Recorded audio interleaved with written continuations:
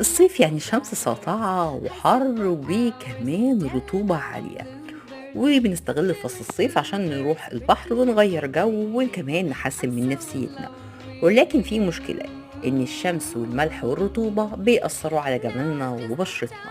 في الفيديو ده بشارك معاكم لقطات من يومي في الصيف، وهشارك معاكم الأيام الجاية إن شاء الله إزاي بقدر أحافظ على شعري وبشرتي في البيت بالرغم من الحرارة العالية بتاعة الجو والرطوبة، وكمان لما بتعرض للشمس والبحر والمية، خصوصا إن أنا من مدينة ساحلية بعمل إيه بالظبط وإيه الاستعدادات اللي بعملها قبل ما أنزل من البيت عشان أحافظ على بشرتي من أشعة الشمس والرطوبة العالية. انتظروني.